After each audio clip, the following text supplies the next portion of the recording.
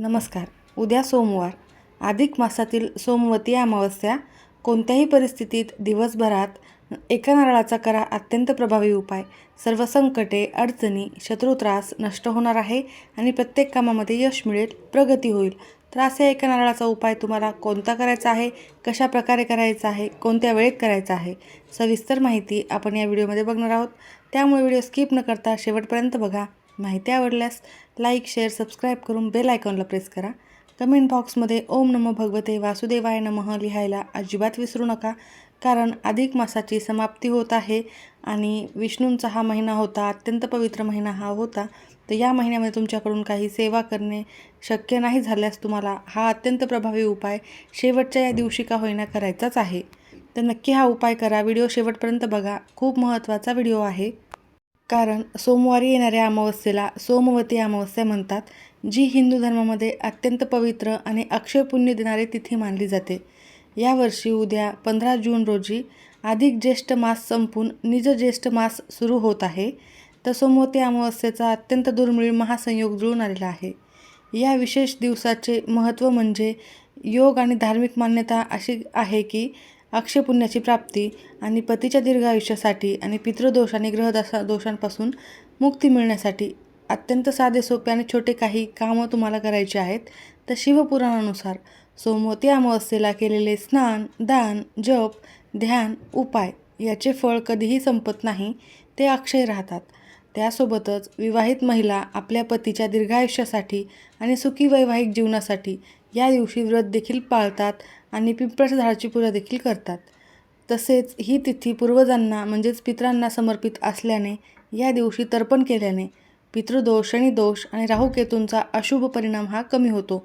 बघा किती महत्त्वाचा दिवस आहे आणि या दिवशी तुम्ही अत्यंत सोपे जर उपाय जर केले तर निश्चितच तुमच्या आयुष्यात कोणतेही संकट येणार असतील ते आधीच थांबणार आहेत. आणि महत्त्वाचे म्हणजे तुम्ही खूप परेशान आहात, म्हणजे वारंवार काही ना काही अडचणी, काही ना काही समस्या तुमच्यावर, तुमच्या घरावर येत असतील. कोणती ना कोणती नकारात्मकता तुमच्या आजूबाजूला आहे. त्यामुळे घरामध्ये सतत भांडणे, वादविवाद, कोणत्याही कामामध्ये मन न लागणे, क्षुल्लक कारणावरून वाद होत असतील. त्यासोबतच काम पूर्णत्वाला न जाणे आणि असंख्य अशा समस्या तुमच्या घरावर येतच असतील, तर तुम्हाला हा अतिशय प्रभावी आणि सोपा उपाय उद्याच्या दिवशी आवर्जून करायचा आहे. तर हा उपाय तुम्ही कधी करू शकता? दिवसभरात कधीही करू शकता, सकाळपासून ते संध्याकाळपर्यंत. तर संध्याकाळी केलं तरीही उत्तम ठरेल, कारण संध्याकाळची वेळ ही खूप शुभ असते. सकारात्मक लहरी जास्त प्रमाणामध्ये सक्रिय असतात तिन्ही सांजेच्या वेळेला. तर त्यावेळेला तुम्ही हा उपाय केला तरीही चालेल किंवा मग तुम्हाला दिवसभरातही करता येईल. तर उद्या सोमवती अमावस्या असल्याने सोमवार हा भगवान शिवांचा वार असल्यामुळे शिवलिंगावर पांढरे चंदन, बेलपत्र वाहून जलाभिषेक किंवा दुग्धाभिषेक करणे अत्यंत फलदायी ठरते. त्यासोबतच पिंपळाच्या झाडामध्ये ब्रह्मा, विष्णू आणि महेश आणि पितरांचा वास असतो. झाडाला दूध मिश्रित पाणी अर्पण करून 108 वेळेला प्रदक्षिणा घातल्याने सौभाग्यवृद्धी होते. त्यासोबतच 5 ठिकाणी दिवे लावणे. तर सुखसमृद्धीसाठी संध्याकाळी या दिवशी 5 ठिकाणी दिवे लावावेत. तर तुमच्या घरामध्ये तुम्हाला हे काम करायचे आहे. विशेषतः मुख्य प्रवेशद्वारावर लक्ष्मी आगमनासाठी संध्याकाळी एक दिवा लावायचा आहे. त्यानंतर दक्षिण दिशेला तोंड करून मोहरीच्या तेलाचा एक दिवा पितृदेवतांसाठी लावायचा आहे. तुळशी वृंदावनाजवळ शुद्ध तुपाचा एक दिवा लावायचा आहे. पिंपळाच्या झाडाखाली 4 वातींचा एक दिवा लावायचा आहे. घरातील पाण्याचे स्थान किंवा माठ ज्या ठिकाणी आहे तिथं लक्ष्मी व पितृदेवतांच्या कृपेसाठी एक दिवा लावायचा आहे. पशुपक्ष्यांना अन्न देणे. या दिवशी गाय, कावळा आणि कुत्र्याला घास भरवणे अत्यंत शुभ मानले जाते. तर हे सर्व कामं तुम्ही आवर्जून उद्याच्या या अत्यंत विशेष दिवशी करायचेच आहे, कारण सोमवती अमावस्यासारखी संधी पुन्हा पुन्हा नाही आहे आणि अधिक मासातील ही अमावस्या असल्यामुळे या तिथीचे महत्त्व अनेक पटीने वाढलेले आहे. तर अमावस्येच्या दिवशी काय करू नये, तर घरामध्ये नकारात्मकता येऊ नये म्हणून वादविवाद टाळावेत. या दिवशी तामसिक भोजन जसेच मांसाहार, कांदा, लसूण आणि मद्यपान करणे पूर्णपणे वर्ज्य करावे. तर आता आपण महत्त्वाचा विषय पाहूयात. सर्व माहिती तर आपण पाहिलेलीच आहे, काय करावे, काय करू नये आणि छोटे मोठेसे उपाय देखील पाहिलेले आहेत. आता खूप महत्त्वाचा हा प्रभावी जो उपाय मी तुम्हाला सांगणार आहे त्याकडे वळूया.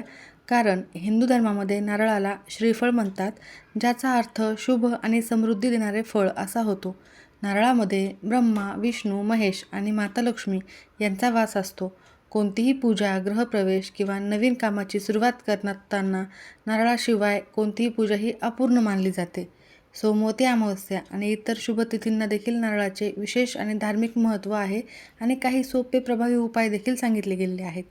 तर तुम्हाला मी यामध्ये छोटेसे 2 ते 3 उपाय सांगणार आहे. सर्व उपाय अतिशय प्रभावी आहेत.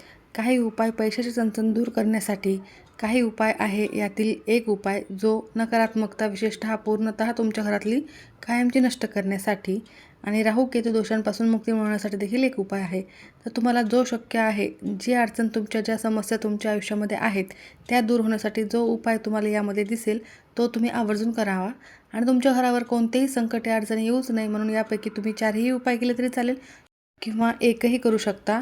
नारळाचे धार्मिक महत्त्व काय आहे? तर नारळावर असणाऱ्या 3 डोळ्यांना भगवान शिवाचे 3 नेत्र मानले जाते आणि त्यातील जटांना शिवजटांचे रूप दिले गेलेले आहे. त्यासोबतच श्री म्हणजे लक्ष्मी, म्हणूनच याला श्रीफळ म्हणतात. घरात नारळ असणे म्हणजे सुख समृद्धीचे आगमन होणे असे देखील मानण्यात आलेले आहे.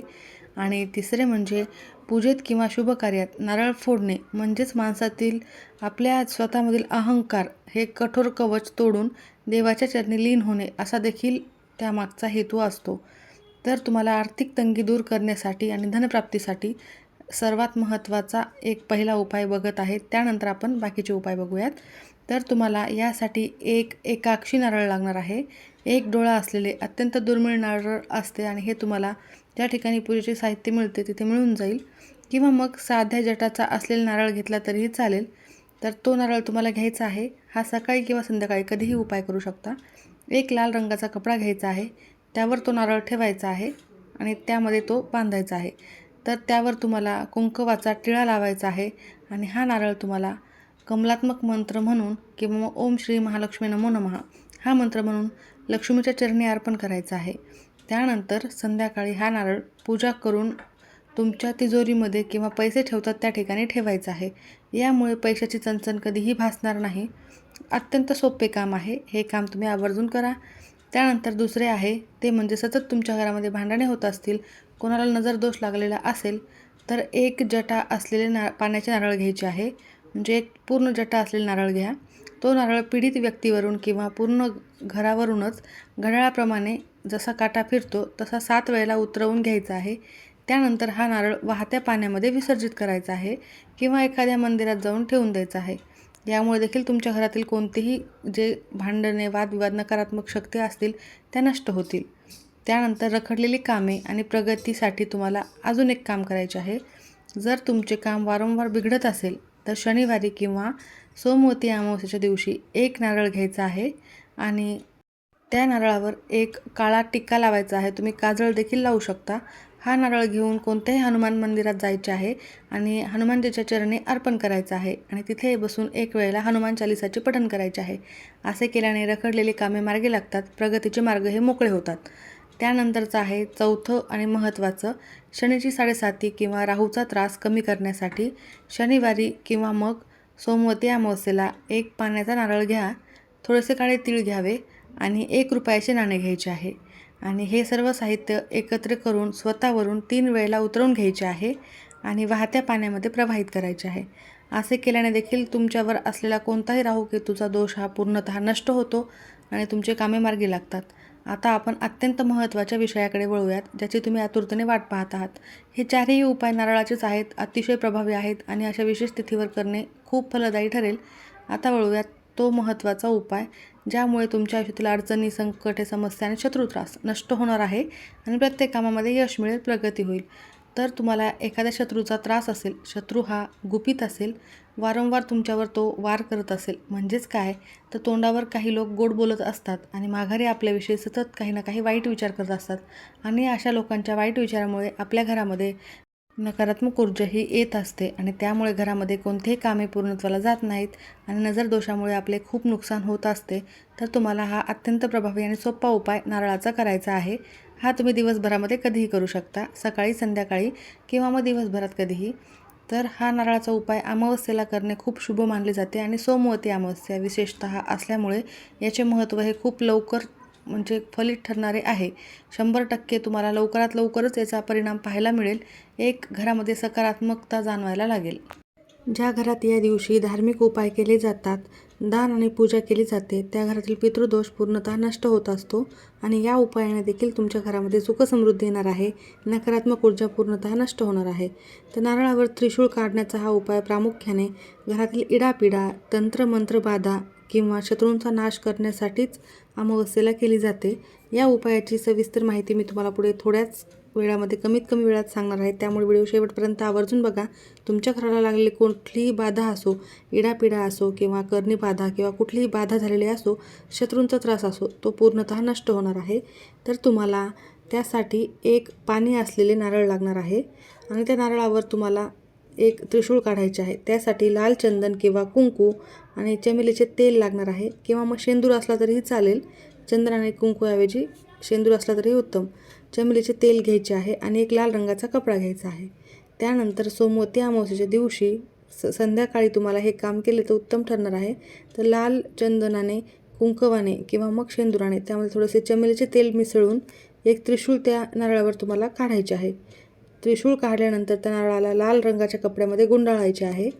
हा नारळ तुमच्या हातामध्ये घेऊन तुमच्या घरातील प्रत्येक खोलीमधून म्हणजे एक ना एक रूममध्ये तुम्हाला हा न्यायचा आहे आणि घड्याळाच्या काट्याप्रमाणे फिरवायचा आहे. ज्याप्रमाणे घड्याळाचा काटा फिरतो तसा. शेवटी घरातील सर्व सदस्यांच्या डोक्यावरून देखील तो एकच नारळ 7 वेळेला उतरवून घ्यायचा आहे, ओवाळून घ्यायचा आहे.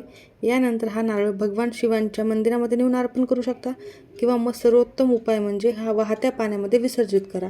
यामुळे फायदा काय होतो तर या उपायामुळे घरातील नकारात्मक ऊर्जा पूर्णतः नष्ट होते, शत्रूंवर विजय मिळतो आणि अडकलेली कामे मार्गी लागतात. तर हा आवर्जून महत्त्वाचा सोपा उपाय करा.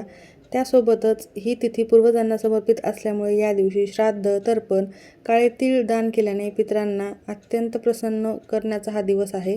त्यामुळे पितृदेवता प्रसन्न होतात आणि या दिवशी पतीच्या दीर्घायुष्यासाठी विवाहित महिलांनी तुळशीची पूजा आवर्जून करावी. या दिवशी सूर्य चंद्र एका रेषेमध्ये असतात. त्यामुळे मानसिक शांतता लाभण्यासाठी, कुंडलीतील चंद्रदोष दूर करण्यासाठी भगवान शिवाच्या पिंडीवर मूठभर तीळ अर्पण करायचे आहे. यामुळे मानसिक शांती मिळते.